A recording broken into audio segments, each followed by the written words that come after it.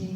Et puis une personne que je connais bien, deux personnes que je connais particulièrement bien, Henri Morin, qui est conseiller municipal avec moi dans cette merveilleuse commune de Four-à-les-Bains, de France.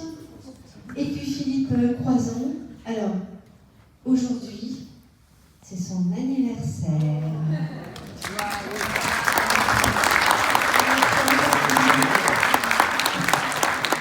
Et pour l'occasion, Gilles, qui...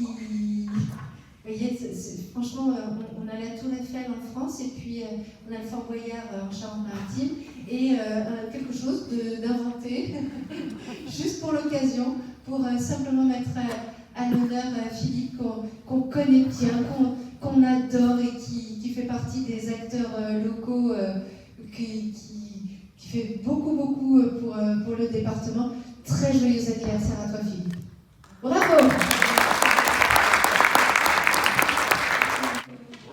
Bonjour à tous et bienvenue sur C17. Nous sommes en direct de la maison de la Charente-Maritime et c'est la cérémonie de remise des chèques pour les chercheurs aujourd'hui avec Jean-Marie Piot, président de la Ligue contre le cancer. Bonjour Jean-Marie. Bonjour. Et Thomas qui est... Vous allez nous le présenter. Thomas Sichenko qui est directeur du registre des cancers de Poitiers, onco-hématologue au CHU de Poitiers. Alors Thomas, bonjour. Bonjour. Alors, c'est une remise de chèques aujourd'hui de la Ligue à tous ces chercheurs. Oui, la Ligue, je rappelle que c'est le premier financeur de la recherche en France après l'État, donc c'est considérable. Et en particulier, nous remettons aujourd'hui une dizaine de chèques à des chercheurs pour un montant d'environ 450 000 €. Donc c'est quand même une somme assez importante. Et parmi ces chercheurs, il y a Thomas Sichenko avec lesquels on travaille depuis des années, le registre, en particulier pour les études épidémiologiques sur les cancers pédiatriques dans la région de La Rochelle et puis aussi les cancers sur la CDA de La Rochelle. Alors justement, Thomas, ces cancers pédiatriques, c'est important sur la communauté d'agglomération de La Rochelle. Hein. Oui, tout à fait. Alors la recherche va se situer, va se diriger vers quel point ?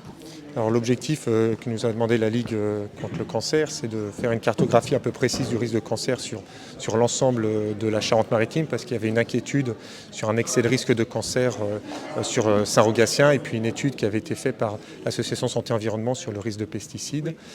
Donc on a réalisé une nouvelle étude pour évaluer le risque de cancer pédiatrique sur le 17, avec des méthodologies différentes qui sont recommandées par Santé publique France.